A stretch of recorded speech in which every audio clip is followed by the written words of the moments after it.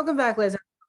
Box office breakdown show here at Mac Talk. We're talking about probably the most highly anticipated box office weekend of the entire year here in 2021 with the debut of Spider-Man No Way Home. It's breaking all kinds of records. We're going to break down all the records, including this week's domestic box office chart, the overall domestic chart of the year. We can only look at that list for 2 more weeks. Actually, 1 more week. We have to look at this week and next week, and then the worldwide box office. So a lot of these other things we're looking at last couple of weeks, we're looking at them. So my name is Max Dimmer. Welcome back to Max Talks Movies. We're talking about the box office today. So if you're new to the channel, please subscribe, ring the bell. I do this show every single Monday, as well as movie rankings, movie and TV show reviews, other things like that. So please subscribe, ring the bell, and comment down below. Let me know what movie or movies did you see at the box office, and let me know, have you seen Spider-Man No Way Home more than one time? And also, please like the video. That's how you support the channel. So let's start with the box office. Obviously, the weekend domestic chart, which goes from December 17th to December 19th. And of course, not shockingly, in first place, of course, is Spider-Man No Way Home. And with an opening of $260 million, the third highest opening for a movie of all time. Only behind, I believe, The Force Awakens and Avengers Endgame. And this is during a pandemic. Spider-Man No Way Home, people were hoping for it to at least hit $150 million. Then each week is like, wouldn't it be great if Spider-Man No Way Home got to the 2 mark in front of it with a $200 million? 260 is by far the biggest opening. The other biggest opening was a $90 million opening weekend for Venom, Let There Be Carnage. With a lot of that hype around the post-credit scene that was, of course, now in Spider-Man No Way Home. But Spider-Man No Way Home opening of $260 million again. We'll see how much it holds up, because obviously this virus has really, the Omicron has really taken shape here in the United States. A lot of things are starting to reclose again. So it's kind of maybe the last week. I also know a lot of people who are waiting for not as large of audience to see Spider-Man No Way Home.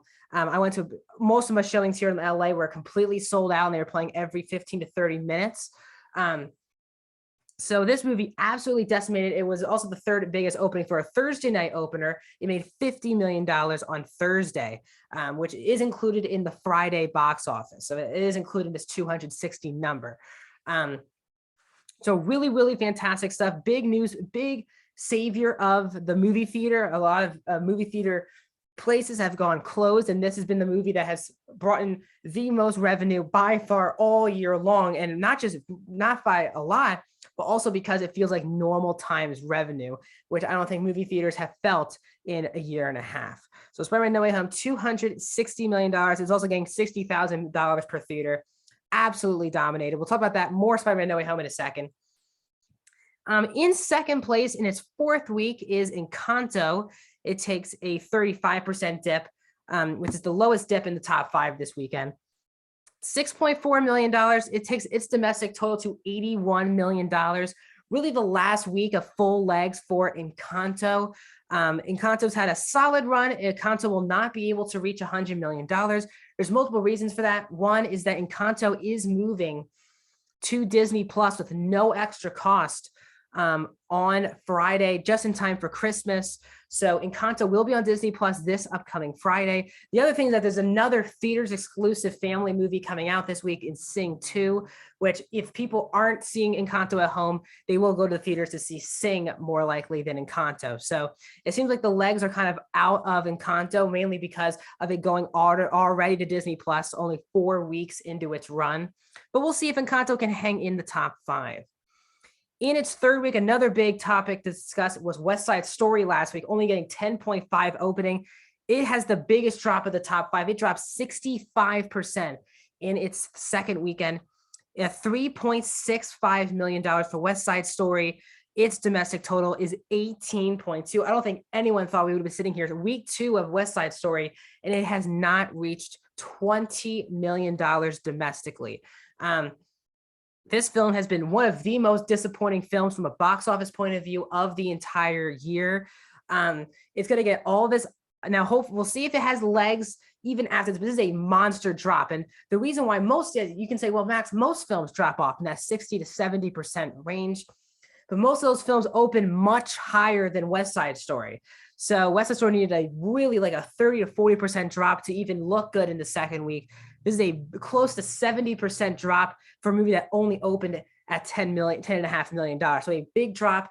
This movie's not really getting any traction. And it's not going to get any help either way because there's 3 big new movies coming out this week. And also a lot of people are going to go to the theater and see Spider-Man No Way Home for the second or third or fourth time this weekend. So I don't know where it's going to get its money from.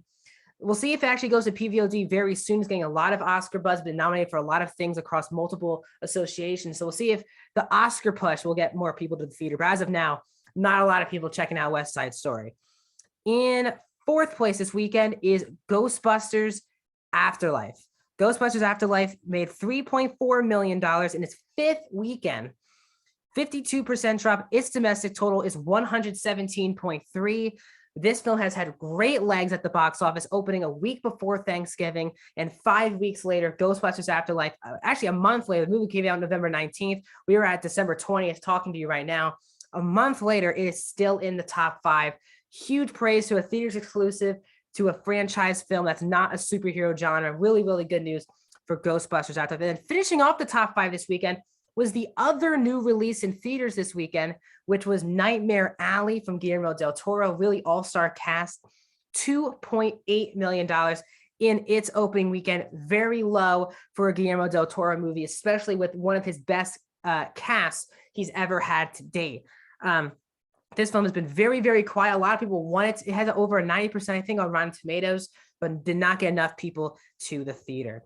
Let's keep the Spider-Man No Way Home talk with the domestic box office. It has already made the most money from domestically in the entire year, just off of one weekend.